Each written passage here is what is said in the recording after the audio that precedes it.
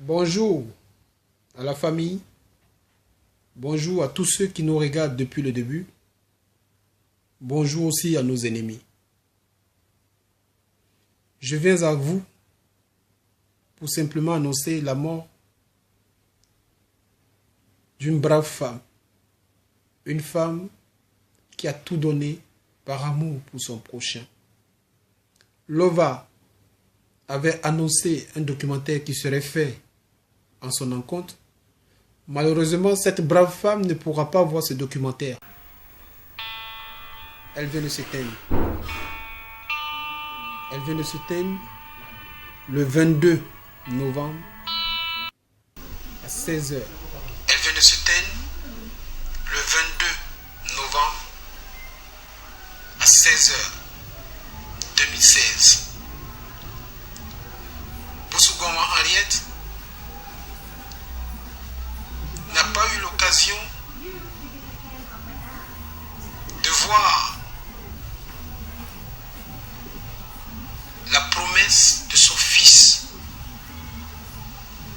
Cette femme qui a tout donné est partie tout simplement parce que son heure a sonné. Son heure a sonné.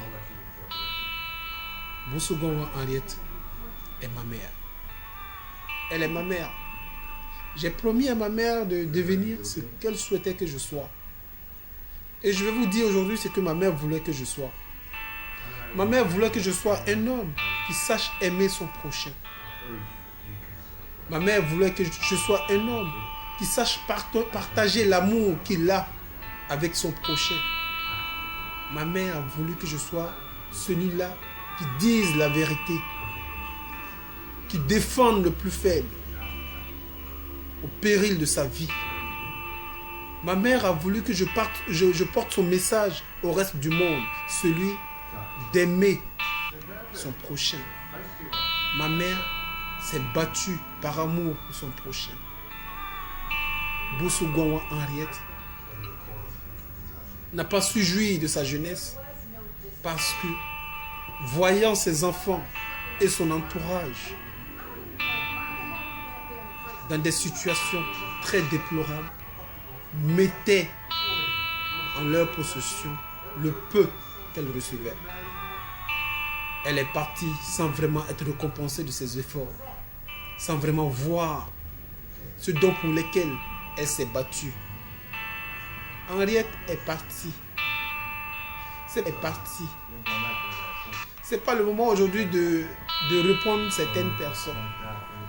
Certaines personnes qui se prononcent sur des réseaux sociaux, ne connaissant pas le malheur de ceux qui ont perdu leurs parents dans la crise de la Côte d'Ivoire qui a été causée par un seul individu qui s'appelle Alassane Dramane Ouattara. Mon pays a su se réunifier grâce à son hospitalité.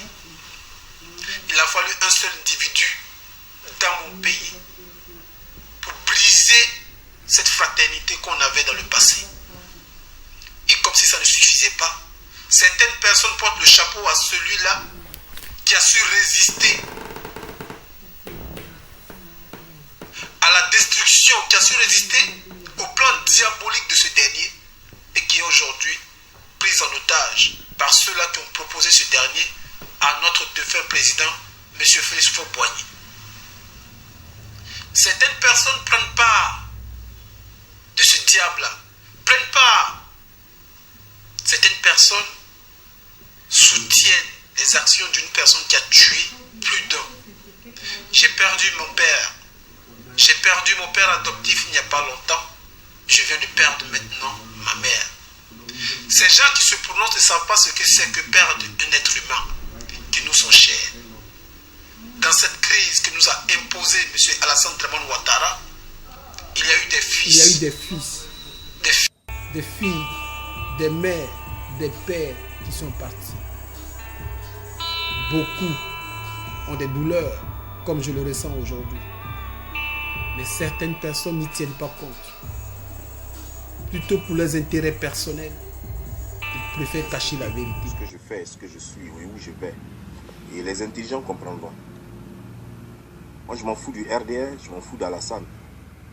Je suis dans ma gamme. Alassane ne me nourrit pas. C'est pas Alassane qui paye mes factures ici. Je m'en fous de lui.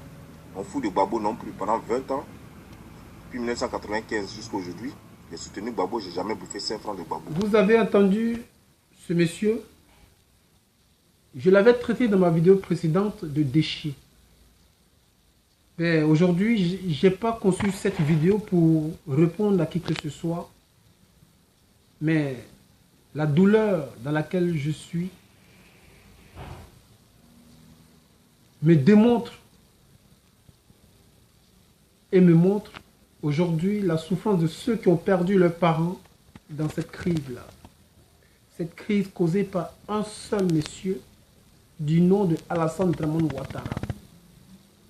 Nous avons vécu dans ce pays-là pendant des années, en symbiose, en fraternité, avec nos frères venant d'ailleurs. Jamais il n'y a eu de prise d'armes entre nos frères et nous. Il a fallu l'arrivée de ce monsieur pour qu'aujourd'hui, nous pleurons nos disparus. Quand on est fils, quand on est mère, quand on est père, quand on est frère, et qu'on sait qu'on a perdu un membre de notre famille, il est de notre devoir de pleurer pour nos frères endeuillés,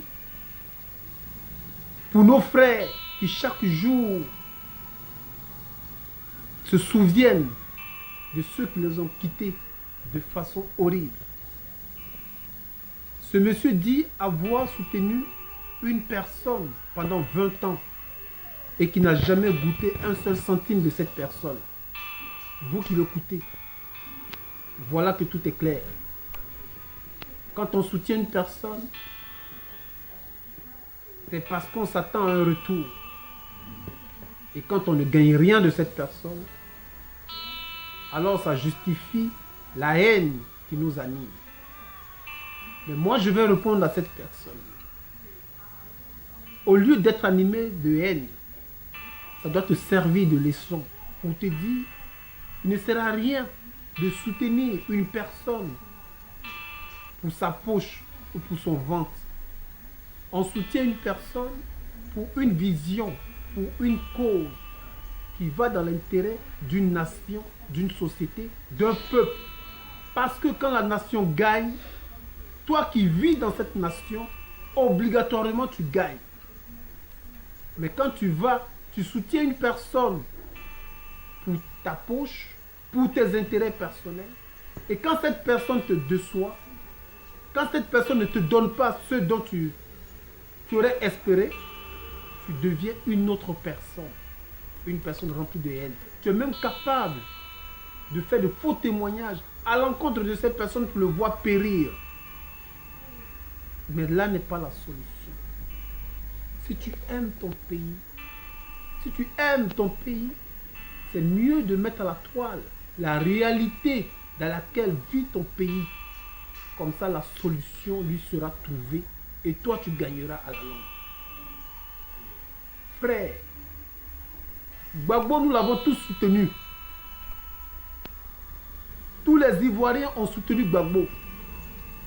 Je dis bien tout, parce que même le rebelle qui a pris l'arme aujourd'hui, avant de prendre les armes, il a d'abord été nourri par des messages mensongers, par de fausses informations. Donc c'est la raison pour laquelle il s'est détourné de Gbagbo. La raison pour laquelle il a pris les armes. Mais Gbagbo n'est pas l'individu que nous avons réellement soutenu. Nous avons soutenu une vision.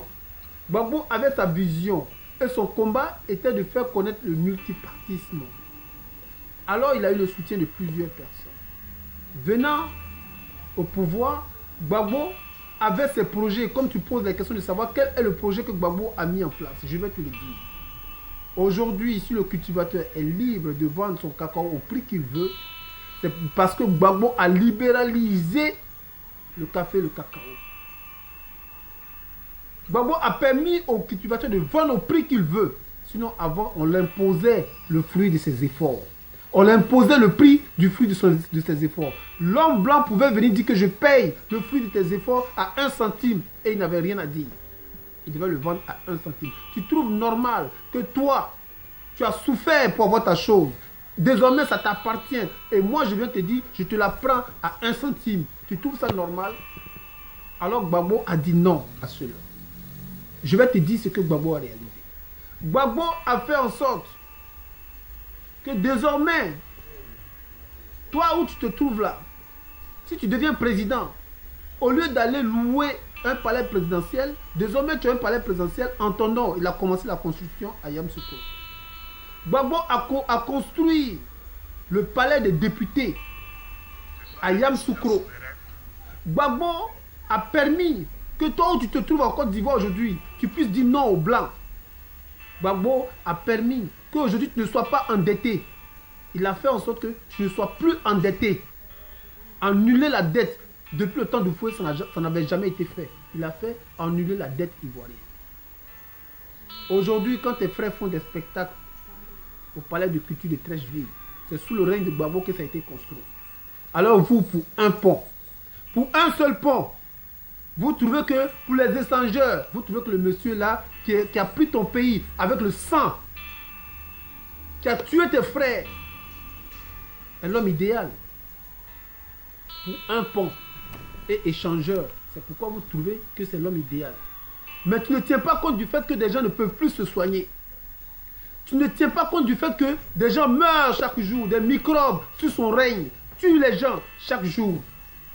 Tu ne tiens pas compte du fait que quand toi tu as soutenu Gbagbo à son temps, il ne t'a pas demandé, toi, de prendre les armes. Est-ce que pendant les 20 ans que tu as soutenu Gbagbo, il t'a dit d'aller faire ta formation militaire au Burkina pour revenir tuer tes frères ivoiriens?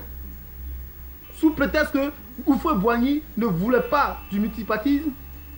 Gbagbo, tu l'as demandé, frère, quand tu te réclames ivoirien et que tu te mets devant ton poste téléviseur, il y a des Ivoiriens qui veulent entendre de ta bouche la vraie version des faits en Côte d'Ivoire pour pardonner aux Congolais, pour comprendre que le Congolais a été trahi par ce même monsieur qui s'appelle Alassane Dramane Ouattara, qui est en train de nous utiliser pour faire asseoir son empire. Ça le plaît de te voir en train d'insulter Gbagbo.